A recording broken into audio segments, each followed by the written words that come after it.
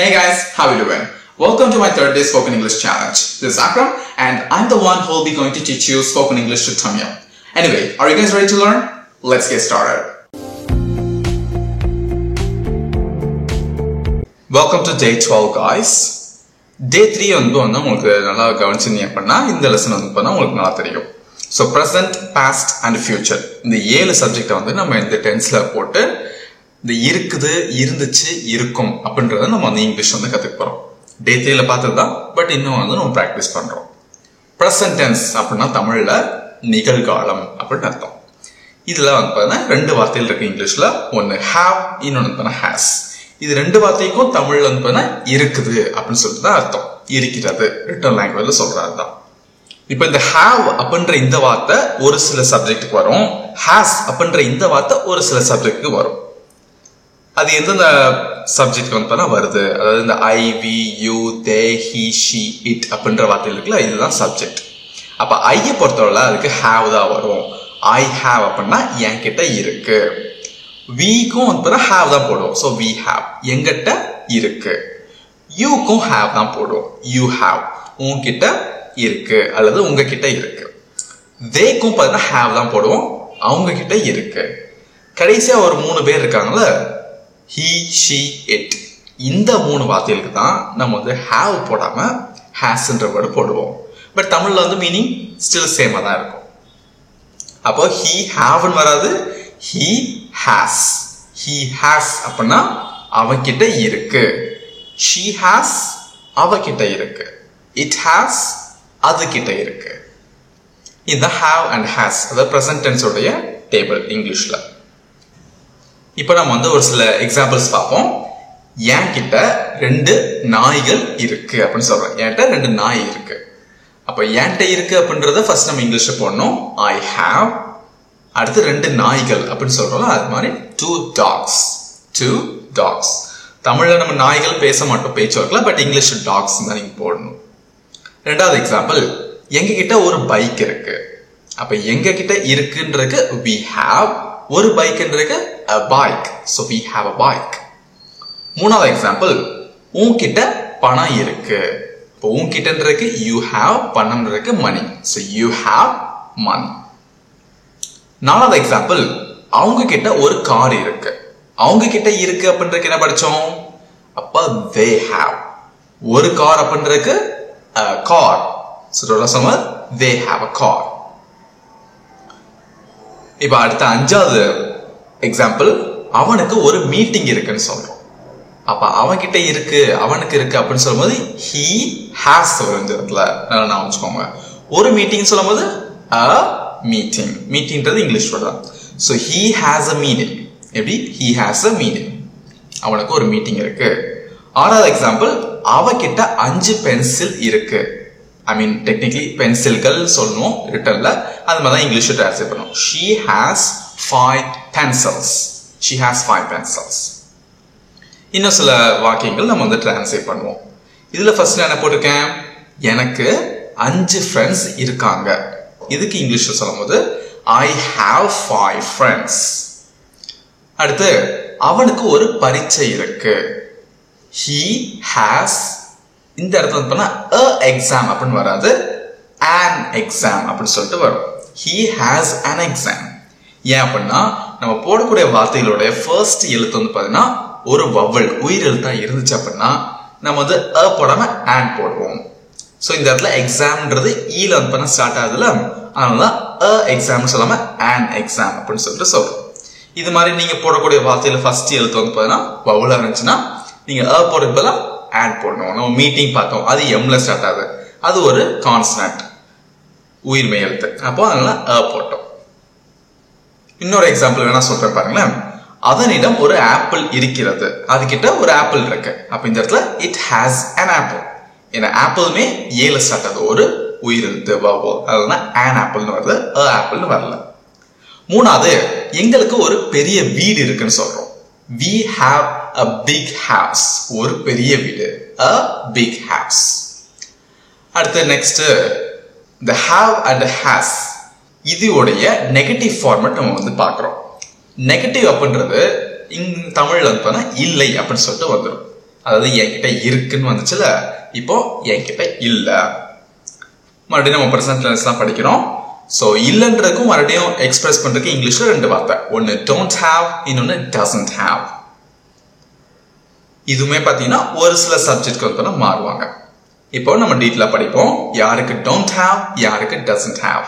So I, we, you, they first 4 பேர் இருக்காங்களா அவங்களுக்கு don't have. அப்புறம் கீழே 3 பேர் இருக்காங்களா அவங்களுக்கு doesn't have வரும். அப்ப I don't have என்னத்த தமிழ்ல என்கிட்ட இல்ல. We don't have எங்க கிட்ட இல்ல. You don't have உங்ககிட்ட இல்ல அல்லது உங்ககிட்ட இல்ல. They don't have அவங்க கிட்ட இல்ல. He doesn't have அவன் கிட்ட இல்ல. She doesn't have அவன் கிட்ட இல்ல. It doesn't have அது கிட்ட இல்ல. இப்ப இந்த இடத்துல நோட்டீஸ் பண்ணீங்கன்னா இந்த he, she, itக்கு மட்டும் நம்ம வந்து he doesn't has அப்படின்னு சொல்ல போடாம haveன்னு சொல்லிட்டு போட்டுருக்கோம். ஏன்னா உங்களுக்கு பாசிட்டிவ் சொல்லி தரும் போது have வராது, இந்த 3 பேருக்கு has வரும்னு சொல்லியிருந்தேன். அதுக்கு காரணம் என்ன பண்ணா இந்த hasன்ற இந்த வார்த்தை இருக்குங்களா, இந்த வார்த்தை உள்ளக்க does அப்படின்ற மீனிங் இருக்கு பிளஸ் haveன்ற மீனிங் இருக்குது. இது ரெண்டுமே இருக்கிறதுனால தான் நம்ம hasன்ற வேர்டு யூஸ் பண்றோம். அதனால நெகட்டிவா மாத்தும் போது நம்ம does not have அப்படின்னு சொல்லிட்டு ஃபுல்லா சொல்றதுக்கு பதிலா doesn't have அப்படின்னு சொல்லிட்டு ஷார்ட்டா சொல்றோம். எப்படி do notன்றது don't அப்படின்னு சொல்லிட்டு மாதிரில அது மாதிரி does not அப்படின்றது doesn't have. So இப்படிதான் he doesn't have, she doesn't have, it doesn't have அப்படின்றது வந்துச்சு. He don't have சொல்லக்கூடாது, she don't have, it don't have சொல்லக்கூடாது. அது கிராமட்டிக்கல் படி wrong. அண்ட் அப்படி பேச்சு வழக்கிலையும் பேச மாட்டாங்க. ஓகே, இப்போ நம்ம வந்து இந்த ஃபுல் டேபிள் இருக்குங்களா, அதாவது present tense உடைய நெகட்டிவ் டேபிள். இந்த டேபிள் பேஸ் பண்ணி சில எக்ஸாம்பிள்ஸ் வந்து நம்ம படிப்போம். ஃபர்ஸ்ட் எக்ஸாம்பிள், என்கிட்ட 2 நாய்கள் இல்லைன்னு சொல்றோம். எப்படி என்கிட்ட 2 நாய்கள் இல்ல. அப்போ என்கிட்ட இல்லைன்றதுக்கு I don't have, மறுபடியும் 2 நாய்கள் வருது 2 dogs. So I don't have 2 dogs. என்கிட்ட ஒரு பைக் இல்ல. We don't have a bike. We don't have a bike. மூணாவது எக்ஸாம்பிள், உன்கிட்ட பணம் இல்ல. You don't have money. You don't have money. நாலாவது எக்ஸாம்பிள், அவங்க கிட்ட ஒரு கார் இல்ல. They don't have a car. They don't have a car. அஞ்சாவது எக்ஸாம்பிள், அவனுக்கு ஒரு மீட்டிங் இல்லைன்னு சொல்றோம். He doesn't have a meeting. மறந்துடக்கூடாது. He doesn't has சொல்லக்கூடாது. He don't have சொல்லக்கூடாது. He doesn't have a meeting தான் கரெக்ட். ஆறாவது எக்ஸாம்பிள், அவகிட்ட 5 பென்சில்கள் இல்லைன்னு சொல்றோம். She doesn't have 5 pencils. She doesn't have 5 pencils. இன்னும் சில எக்ஸாம்பிள்ஸ் பார்ப்போம். எனக்கு 5 ஃப்ரெண்ட்ஸ் இல்லைன்னு சொல்றோம். எனக்கு 5 ஃப்ரெண்ட்ஸ் இல்ல. I don't have 5 friends. I don't have 5 friends. அவனுக்கு பரீட்சை இல்லைன்னு சொல்றோம். இப்போ இந்த இடத்துல don't வரக்கூடாது, doesn't. ஆட்டோமேட்டிக்கா அது ஞாபகம் வரும். அதுக்கு நீங்க மெமரைஸ் பண்ணணும். He doesn't have an exam. இப்போ பாத்தீங்கன்னா எக்ஸாம் வந்து and வந்திருக்கு. எங்களுக்கு ஒரு பெரிய வீடு இல்ல. We don't have a big house. We don't have a big house. Okay, இப்போ வந்து நமக்கு have and has நமக்கு தெரிஞ்சிருக்கும். இப்போ இதே கான்செப்ட் வந்து நம்ம வந்து past tense பார்ப்போம், அதாவது கடந்த காலம். அப்ப தமிழ் வந்து டெக்னிக் வந்து இருந்துச்சு, ரிட்டன்ல சொல்றது இருந்தது. இதுக்கு முக்கியமான வார்த்தை இங்கிலீஷ்ல had. past tense பொறுத்தளவு நமக்கு ரொம்ப ஈஸி. நம்ம present tense மாதிரி ரொம்ப யோசிக்க தேவையில்லை. ஏன்னா சிலவங்களுக்கு வந்து present tense have வந்தாங்க, சிலவங்களுக்கு has வந்தாங்க. அந்த ப்ராப்ளம் வந்து past tenseல இருந்து கிடையாது. ஏன்னா hadன்ற இந்த ஒரே வேர்டு தான் எல்லா சப்ஜெக்ட்டுக்கும் பார்த்தீங்கன்னா வரும். அப்ப என்கிட்ட இருந்துச்சு அப்படின்னு சொன்னாலும் I had. எங்கள்கிட்ட இருந்துச்சுன்னு சொன்னாலும் we had. உங்கள்கிட்ட இருந்துச்சு you had. அவங்க கிட்ட இருந்துச்சு they had. அவங்க கிட்ட இருந்துச்சுன்னு சொன்னாலும் he had தான் வரும். அவள்கிட்ட இருக்குன்னு சொன்னாலும் she had. அது கிட்ட இருக்குன்னு சொன்னாலும் it had. இப்படி எல்லாருக்கும் பார்த்தீங்கன்னா had தான் வரும். ஸோ 2 வார்த்தை இல்லை, ஒரே வேர்டு எல்லா சப்ஜெக்ட்டுக்கும் நம்ம யூஸ் பண்றோம். அதனால உங்களுக்கு மெமரைஸ் பண்றதுக்கு ப்ராப்ளம் இருக்காது. சரி, இப்போ இதை பேஸ் பண்ணி நம்ம வந்து சில எக்ஸாம்பிள்ஸ் வந்து படிப்போம். எனக்கு நேத்து ஒரு மீட்டிங் இருந்துச்சுன்னு சொல்றோம். எப்படி ட்ரான்ஸ்லேட் பண்ணுவீங்க? இப்போ இந்த இடத்துல வந்து எனக்கு இருந்துச்சு, இதுதான் ஃபர்ஸ்ட் இங்கிலீஷ்ல வரணும். I had. நேத்துன்றதை நீங்க அந்த லாஸ்ட்ல போட்டுக்கலாம். I had a meeting yesterday. ரெண்டாவது எக்ஸாம்பிள், எங்களுக்கு நேரம் இருந்துச்சு. We had time. We had time. மூணாவது எக்ஸாம்பிள், அவனுக்கு நேத்து வகுப்பு இருந்துச்சு, அதாவது கிளாஸ் இருந்துச்சுன்னு சொல்றோம். அவனுக்கு நேத்து கிளாஸ் இருந்துச்சு. He had class yesterday. He had class yesterday. நாலாவது எக்ஸாம்பிள், அவளுக்கு காய்ச்சல் இருந்துச்சுன்னு சொல்றோம். அவளுக்கு காய்ச்சல் இருந்துச்சு. எப்படி ட்ரான்ஸ்லேட் பண்ணுவீங்க? She had fever. She had fever. இன்னும் சில எக்ஸாம்பிள்ஸ் பார்ப்போம். அவனுக்கு போன வருஷம் நிறைய நண்பர்கள் இருந்தாங்க. அவனுக்கு போன வருஷம் நிறைய ஃப்ரெண்ட்ஸ் இருந்தாங்க. He had a lot of friends last year. எனக்கு நேத்து ஒரு பரீட்சை இருந்துச்சு. I had an exam yesterday. I had an exam yesterday. எங்களுக்கு ஒரு பெரிய வீடு இருந்துச்சு. We had a big house. We had a big house.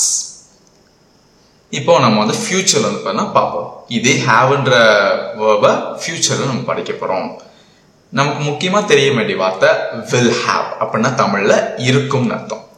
இப்பயும் உங்களுக்கு வந்து ப்ராப்ளம் இல்லை, ஏன்னா will haveன்றது எல்லா சப்ஜெக்ட்டுமே பார்த்தீங்கன்னா will have தான். I will have, we will have, you will have, they will have, he will have, she will have, it will have. பாத்தீங்களா, யாருக்குமே பார்த்தீங்கன்னா மாறலாம், எல்லாருக்குமே சேம் தான். ஸோ பாஸ்ட் டென்ஸ்லையும் சரி ஃபியூச்சர்லையும் சரி யாருக்குமே மாறல. ப்ரெசென்ட்ல மட்டும்தான் வந்து ஒரு சப்ஜெக்ட், ஒரு சில சப்ஜெக்ட்டுக்கு ஹேவ் வந்துச்சு, ஒரு சில சப்ஜெக்ட் ஹேஸ் வந்துச்சு. அப்ப என்கிட்ட இருக்கும், எங்க கிட்ட இருக்கும், உங்ககிட்ட இருக்கும், அல்லது உங்ககிட்ட இருக்கும், அவங்க கிட்ட இருக்கும், அவங்கிட்ட இருக்கும், அவகிட்ட இருக்கும், அது கிட்ட இருக்கும். இதுதான் இதோட மீனிங்ஸ். இப்ப இதை பேஸ் பண்ணி ஒரு சில எக்ஸாம்பிள்ஸ் நம்ம வந்து பார்ப்போம். எக்ஸாம்பிள் நம்பர் 1, அடுத்த வருஷம் என்கிட்ட ஒரு பைக் இருக்கும்னு சொல்றோம்.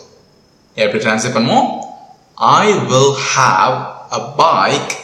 அடுத்த வருஷம்ன்றது பின்னாடி போகணும். Next year. I will have a bike next year. பொதுவாக இங்கிலீஷ் வந்து பாருங்க, நம்ம டைமிங் பத்தி பேசும்போது லாஸ்ட்ல தான் போடணும், அப்பதான் வந்து இங்கிலீஷ்ல கரெக்டா இருக்கும். ரெண்டாவது எக்ஸாம்பிள், அடுத்த வாரம் அக்ரம்க்கு ஒரு தேர்வு இருக்கும் சொல்றோம். Akram will have an exam next week. மூணாவது எக்ஸாம்பிள், அடுத்த மாசம் எங்களுக்கு ஒரு புது வீடு இருக்கும்னு சொல்றோம். எப்படி ட்ரான்ஸ்லேட் பண்ணுவீங்க? We will have a new house next month. We will have a new house next month. அப்ப இருக்கும் அப்படின்றது அந்த will have போடுறோம். இன்னும் சில எக்ஸாம்பிள், அவனுக்கு ஒரு கார் இருக்கும்னு சொல்றோம், ஃபியூச்சர்ல சொல்றோம். He will have a car. He will hasலாம் வராது இந்த இடத்துல, எல்லாருமே சேம் தான். அடுத்து, என்கிட்ட பணம் இருக்குன்னு சொல்றோம். என்கிட்ட பணம் இருக்கும், not present tense, future. என்கிட்ட பணம் இருக்கும், மேபி நாளைக்கோ நெக்ஸ்ட் இயரோ இருக்கும். அந்த மாதிரி சொல்லும்போது I will have money. அவ்வளவுதான், புரிஞ்சுக்கலாம். சோ இன்னைக்கான வீடியோ அவ்வளவுதான், உங்களால ஈஸியா கத்துக்க முடிஞ்சுக்கலாம். இந்த மாதிரி வந்து உங்களுக்கு இங்கிலீஷ் வந்து ஃபுல்லா கத்துக்கணும் அப்படின்னு சொல்லிட்டு ஆசைப்பட்டீங்கன்னா நீங்க என்னோட ஆன்லைன் கோர்ஸ் வந்து சேரலாம். சோ சப்போஸ் சில பேருக்கு வந்து இந்த மாதிரி வீடியோஸ் மூலமா கத்துக்கிறத விட ஒரு கைடு இருந்தா பெட்டரா இருக்கும் அப்படின்னு சொல்லிட்டு தோன்றவங்களுக்கு சூட்டபிளான கோர்ஸ் நம்ம கிட்ட இருக்கு. சோ யாருக்கு வந்து என்ரோல் பண்ணணும் அப்படின்னு சொல்லிட்டு ஆசையா இருக்கும், அவங்க வந்து கீழே தர வாட்ஸ்அப் நம்பர் கான்டாக்ட் பண்ணுங்க. 9789960549 இந்த நம்பர் கான்டாக்ட் பண்ணி நீங்க இங்கிலீஷ் வந்து கத்துக்கோங்க. சோ நெக்ஸ்ட் வீடியோல மீட் பண்ணுவோம். See you in the next video. Until then, bye.